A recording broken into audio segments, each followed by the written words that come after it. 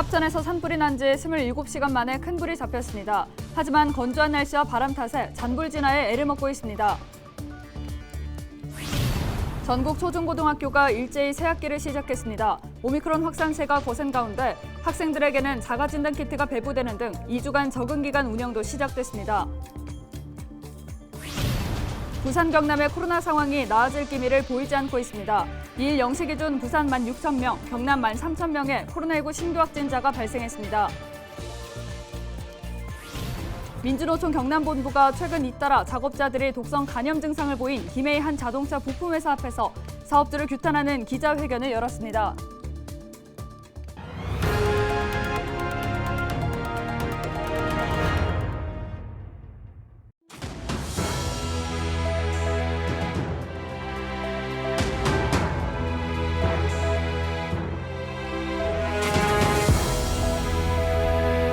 여러분 안녕하십니까? 헬로티비 뉴스입니다. 합천에서 대형 산불이 발생한 지 27시간 만에 큰 불길이 잡혔습니다. 하지만 강한 바람과 건조한 날씨 탓에 여전히 곳곳에서 잔불이 발생하고 있는데요. 주민들은 바로 코앞까지 왔던 산불에 놀란 가슴을 쓸어내렸습니다. 김영민 기자가 취재했습니다. 산 곳곳이 시커멓게 탔습니다. 나무와 풀은 모두 잿더미로 변했습니다. 지난달 28일 오후 1시 30분쯤 하천에서 시작된 불은 바람을 타고 경북 고령으로 번져나갔습니다. 2,000명이 넘는 인력이 투입되고 27시간이 넘는 작업을 펼친 끝에 지난 1일 저녁에서야 간신히 큰 불을 잡을 수 있었습니다. 이 불로 인명피해는 없었지만 축구장 950개 면적의 산림이 모두 불에 탔습니다. 불이 난 인근 야산입니다. 건조한 날씨 탓에 보시는 것처럼 말라있던 낙엽들에 불이 붙으면서 잔불 진화 정리가 쉽지 않은 상황입니다. 대피했던 주민들도 큰 불이 잡히면서 대부분 집으로 돌아갔지만 불안한 마음을 감출 수 없었습니다. 불길이 마을 바로 앞까지 왔기 때문입니다. 저 지리째 갔니까 거기서도 또 불이 넘어올 것 같아. 직접. 그래 이상하다. 저 밑에 불이 고장에 끝까지 왔나 싶어보니까 그 옆에 아저씨가 양쪽에서 불이 난 것 같다. 경남에서 전국에. 바람이 세게 불렀으면 난리가 났을 거예요. 바람이 세게 불렀으면. 현장을 지휘하는 합천군은 불이 민가 주변에서 시작된 것으로 보고 정확한 화재 원인을 찾고 있습니다. 또 유례없는 최악의 겨울 가뭄에 추가 화재 예방을 당부했습니다. 주민 자체 산불에 대한 경각심을 고취하고 자기 스스로 조심하는 게 굉장히 중요하다고 생각합니다. 강한 바람과 건조한 날씨에 잔불 정리를 위해서는 며칠이 더 걸릴 것으로 보이는 상황. 당분간 산불 3단계와 국가 산불 위기 경보 심각 단계가 계속 유지될 것으로 보입니다. 헬로티비 뉴스 김영민입니다. 부산과 경남의 코로나 상황이 나아질 기미를 보이지 않고 있습니다. 2일 0시 기준 부산과 경남 지역 코로나 신규 확진자는 3만 명에 육박하고 있습니다. 부산은 지난 23일 첫 10,000명대 돌파 이후 8일 연속 5자리 확진자가 이어지고 있는 상황인데요. 경남 지역의 하루 신규 확진자 수도 2일 0시 기준 처음으로 10,000명대를 넘어섰습니다. 최근 코로나에 감염돼 치료를 받던 환자들이 잇따라 숨지고 있습니다. 부산에서 코로나에 감염돼 치료를 받던 90대와 70대 환자 7명이 숨졌습니다. 또 경남에서 지난 1일 기저질환이 있던 80대와 70대 환자 2명이 사망했습니다. 한편 부산 북구의 한 요양병원에서 종사자와 환자 68명이 집단으로 감염돼 동일 집단 격리 조치됐는데요. 확진자는 급증하는 가운데 병상 가동률은 아직 여유가 있습니다. 부산과 경남 지역 중환자 치료 병상 가동률은 각각 62%, 41%입니다. 또 두 지역의 코로나 3차 예방 백신 접종률은 모두 60%를 넘었습니다. 네, 2일 경남 지역 초중 고등학교도 일제히 새학기를 시작했습니다. 오미크론의 확산세가 매서운 상황 속에 이번 학기부터 대면 수업이나 원격 수업 여부를 학교가 자율적으로 정하게 되는데요. 각 학교는 학생들에게 자가진단 키트를 배부하는 등 방역에 안간 힘을 썼습니다. 모처럼 선생님과 친구들을 만난 학생들의 반가운 표정과 방역에 긴장한 모습까지 권정숙 기자가 전해드립니다. 새학기 첫날, 교정에도 모처럼 활기가 넘칩니다. 그동안 교차나 전면 등교를 익혀왔던 만큼 학생들은 익숙하게 방역 수칙에 따라 속속 교실로 들어갑니다. 학교는 거센 오미크론에 대비해 무엇보다 방역에 주력했습니다. 바이러스가 최대한 학교로 유입되는 걸 차단하기 위해서 학생들의 개인 방역 수칙 준수, 수시로 공간을 소독한다든지 하는 것, 그다음에 아침에 심리 방역이라고 하잖아요. 그 중앙 현관에 초밀입자로 분사되는 그런 방역기를 오미크론이 확산될 때부터 준비를 해서 오랜만에 친구와 선생님을 만난 학생들의 표정에는 설렘이 가득합니다. 교실에서 맞는 첫 조회 시간, 화두는 역시 코로나입니다. 학생들에게 자가진단 키트가 전달되고 네, 친구도 못 만나고 그 코로나 때문에 못 만나고 좀 외롭고 막 했는데 친구 만나니까 좀 좋아요. 혼자 하니까 아프지는 않았는데 뭐 이렇게 놓고 하는 게 좀 버벅거리고 있어요. 학급마다 보건교사가 찾아가 상세하게 사용 방법을 설명합니다.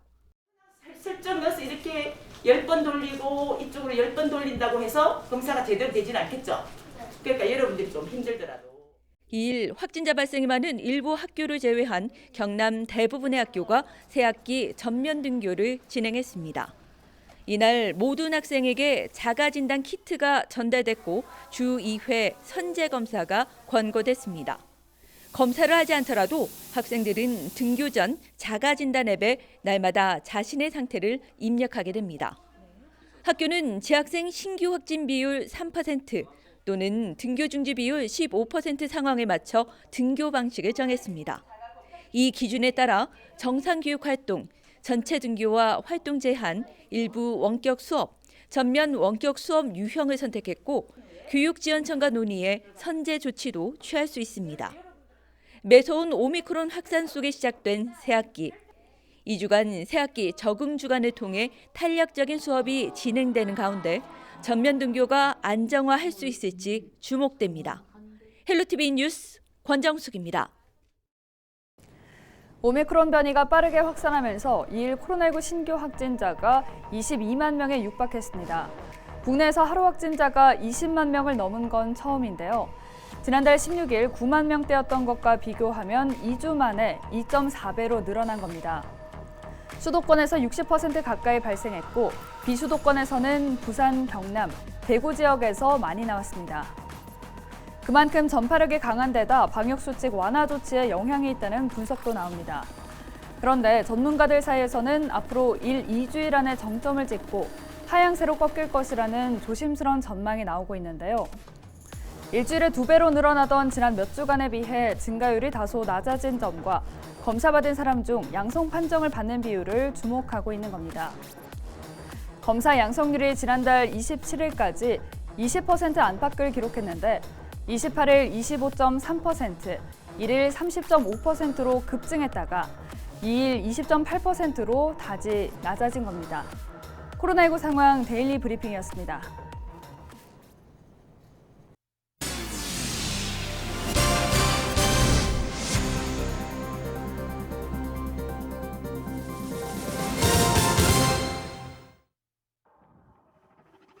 근데 전화 받자마자 엄마는 완전 이제 울고 이제 계속 이렇게 잤는 것처럼 계속 뭘 하고 있고 그리고 계속 옆에는 붕 이런 소리 나고 지금 연락이라도 되는데 참 건강한지 아닌지 알 수 있는데 그걸 끊기면 이제 완전 미쳐버릴 것 같아요. 네, 한국에 사는 우크라이나인 마리아 씨의 걱정입니다. 러시아의 우크라이나 침공으로 가족 걱정이 이만저만이 아닌데요. 네, 노심초사 상황을 지켜보며 하루빨리 전쟁이 끝나기만을 바라는 마리아 씨를 김신혜 기자가 만나봤습니다. 7년 전 한국으로 유학 왔다가 한국인 남성과 결혼해 살고 있는 28살 마리아 씨. 러시아의 우크라이나 침공 소식을 접한 이후 가족 걱정에 거의 뜬 눈으로 밤을 지새웁니다. 우크라이나 시간으로 이제 어느 정도 괜찮아질 때까지 제가 잠들고 또 알람이 계속 오면 그때 깨고 그래요. 안 좋은 상황이 생길 것 같다 하면 서로 문자들이 보내주고 그래요. 가족과 친구들이 보내줬다는 현지 영상은 그야말로 처참함 그 자체였습니다. 하늘에선 섬광과 함께 포탄이 떨어지고 불에 탄 건물. 폭발음에 발길을 재촉하는 시민들 모습은 전쟁의 공포를 고스란히 보여줍니다. 특히 암 환자 아이들의 열악한 피난 상황은 안타까움을 더욱 자아냅니다. 암 교학병원에서 원장 일하고 있는데 호흡 기계 같은 거 없으면 아예 못 살아나는 상황인데 이제 다 지하로 내려가지고 복도에서 애들이 누워 있는데 근데 거기에 미사일 맞고 그래요. 지하 복도 상황에서 수술도 하고. 수도 키예프에 사는 마리아 씨 가족도 현재 대피소로 피신해 있는 상황. 3, 4일 동안 보통 새벽에 공격 제일 많이 했었어요. 공격 받을 수 있다는 알람이 오면 대피소에 피하고 새벽에 거기서 자고 낮에 나와서 집에 있고 그래요. 악몽을 꾸고 있는 건 아닌지 받아들이기가 너무 힘들다는 마리아 씨. 국제사회의 도움이 간절하다고 호소합니다. 그런 전쟁은 지금 21세기에 그게 말이 안 되는 일이라고 생각해요. 우리는 이제 나를 지키려고 하는 것 때문에 최대한 지키는 게 맞다고 생각해요. 근데 그걸 지키려면 장비 같은 거 조금 부족할 수도 있어요. 조끼 그런 모르겠어요. 헬멧이라든지 그런 거 최대한 그리고 이제 이상한 뉴스 안 퍼지고 그런 것들 다 우크라이나 사람들한테 도와주는 것 같아요. 마리아 씨는 하루빨리 평화가 찾아오기를 바라며 오늘도 불안한 마음으로 밤을 지새우고 있습니다. 다 빨리 변화로웠으면 좋겠어요. 그리고 그 변화는 우크라이나, 러시아 되는 게 아니고 우크라이나 그대로 우크라이나로 변화롭게 이제 남았으면 좋겠어요. 헬로티비 뉴스 김신혜입니다. 민주노총 경남본부가 최근 잇따라 작업자들이 독성 간염 증상을 보인 김해한 자동차 부품회사 앞에서 사업주를 규탄하는 기자회견을 열었습니다. 민주노총 경남본부는 지난해 9월부터 사업장 전체 공정에 대한 환기 개선을 요구했지만 사측이 비용 문제로 일부 시설에만 일방적으로 환기 시설 교체를 했다고 주장했습니다. 이어서 유해 화학물질에 대한 의구심을 가지고 작업 환경 측정 자료 전체를 요구했으나 사측은 일부만 공개했다고 덧붙였습니다. 또 중대재해처벌법에 명시된 당사자 의견을 제대로 듣지 않은 대흥 R&T 사업주에 대해 즉각 구속 수사를 해야 한다고 말했습니다. 1월 말 최초 간독성 노동자 발생 시 적절한 대처를 하지 못하였던 이유를 밝혀내고 재발 방지를 위해서 사업장 내 보건관리 시스템에 무엇이 문제인지를 확인하고 재발 대책을 마련해야 한다. 부산 해운대경찰서는 지난달 22일 밤 11시쯤 영업 제한 시간을 넘겨 불법 영업을 하던 한 주점을 급습해 34명을 붙잡았습니다. 또 이보다 앞선 지난달 21일 밤 11시 20분쯤에는 해운대구 우동의 한 유흥주점을 덮쳐 14명을 검거했습니다. 해운대경찰서는 지난 2월 11일부터 2주 동안 집중 단속을 실시해 13개 업소에서 업주와 손님 등 151명을 단속했습니다. 감염병 예방법을 위반할 경우 300만 원 이하 벌금에 처해집니다. 진보당 경남도당이 기초의원 선거구 제도를 두고 2인 선거구를 폐지하고 3인 이상으로 전면 개편해야 한다고 목소리를 높였습니다.